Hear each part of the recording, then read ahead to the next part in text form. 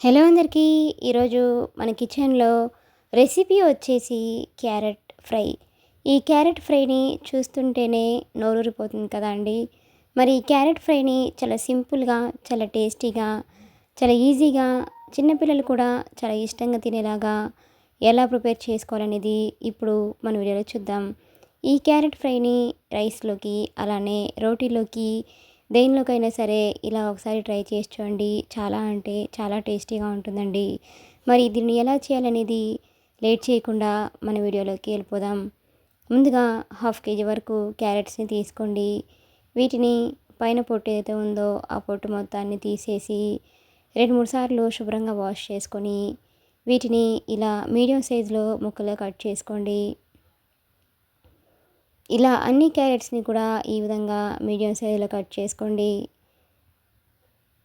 ఇలా మీడియం సైజులో కట్ చేసుకోవడం వల్ల మనకి క్యారెట్స్ అనేవి కూడా త్వరగా ఫ్రై అవుతాయండి.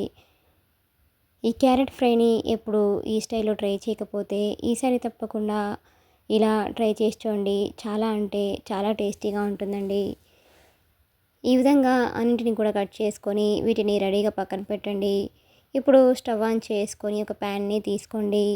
దానిలోకి 1/2 టీ స్పూన్ ధనియాలు, 1/2 టీ స్పూన్ శనగపప్పు, 1/2 టీ స్పూన్ జీలకర్ర వేసుకోండి. అలాగే 1 స్పూన్ వరకు తెల్ల నువ్వుల్ని కూడా వేసుకోండి. వీటిని లో ఫ్లేమ్లో ఉంచేసి దూరగా ఫ్రై చేయండి. క్యారెట్ ఫ్రైలో ఇవన్నీ వేసుకోవడం వల్ల మనకి క్యారెట్ ఫ్రై అనేది చాలా టేస్టీగా ఉంటుందండి. అలాగే దీనిలోకి 1 స్పూన్ వరకు ఎండు కొబ్బరి పొడిని కూడా వేసుకోండి. మీరు ఈ ప్లేస్లో ఎండు కొబ్బరి ముక్కల్ని కూడా వేసుకొని ప్రిపేర్ చేసుకోవచ్చండి.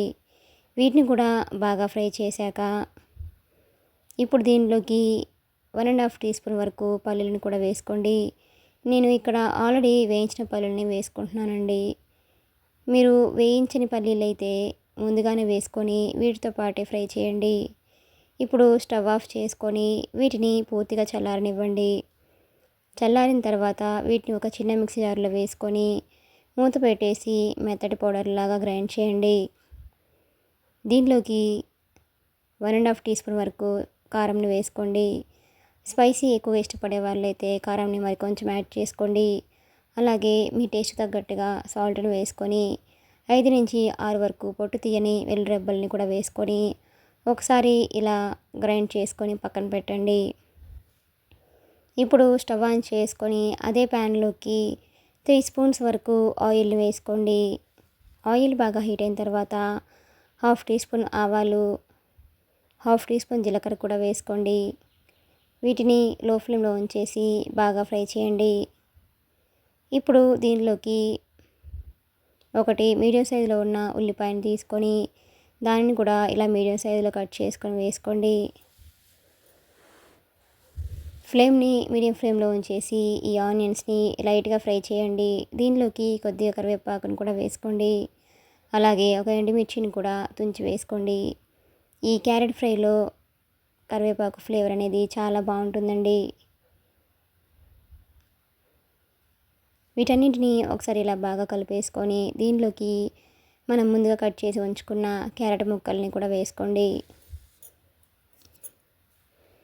ఫ్లేమ్ని మీడియం ఫ్లేమ్లో ఉంచేసి ఈ క్యారెట్ ముక్కలు అనేవి ఆయిల్లో కలిసేటట్లుగా ఒకసారి ఇలా బాగా కలపండి. ఇప్పుడు మూత పెట్టేసి వీటిని 5-6 నిమిషాల పాటు బాగా ఫ్రై చేయండి. ఇలా మధ్య మధ్యలో మూత తీసుకుంటూ కలుపుకుంటూ ఈ క్యారెట్ ముక్కల్ని బాగా ఫ్రై చేయండి. అలాగే దీనిలోకి 1/2 టీ స్పూన్ వరకు పసుపు కూడా వేసుకొని బాగా కలపండి. నేను ఆల్రెడీ ఇక్కడ పసుపు వేసానండి, అది చూపించడం మర్చిపోయానండి. అలాగే దీనిలోకి ఇప్పుడు మూత పెట్టేసి మరొక 3-4 నిమిషాల పాటు వీటిని బాగా ఫ్రై చేయండి. చూడండి, ఒకటి పట్టుకొని చూస్తే క్యారెట్ ముక్కలు అనేవి ఇలా సాఫ్ట్గా ఉడికిపోయినప్పుడు దీనిలోకి మనం ముందుగా ప్రిపేర్ చేసుకొంచున్న పౌడర్ ఏదైతే ఉందో ఆ పౌడర్ని కూడా దీనిలోకి వేసుకోండి. ఇప్పుడు దీనిలోకి కొంచెం సాల్ట్ని కూడా యాడ్ చేసుకోండి. ఆల్రెడీ మనము పొడి చేసేటప్పుడు సాల్ట్ వేసుకున్నాం కాబట్టి ఇక్కడ సాల్ట్ని అడ్జస్ట్ చేసుకుంటూ వేసుకోండి. ఇప్పుడు వీటన్నింటినీ ఒకసారి ఇలా బాగా కలిపేసుకొని 1 నిమిషం పాటు ఉంచేసుకొని స్టవ్ ఆఫ్ చేసుకోండి. చూడండి, ఈ క్యారెట్ ఫ్రైని చూస్తుంటేనే నోరూరిపోతుంది కదండి. అంతేనండి, ఎంతో టేస్టీగా ఎంతో ఈజీగా ఉండే క్యారెట్ ఫ్రై అనేది మనకి రెడీ అయిపోయినట్లే.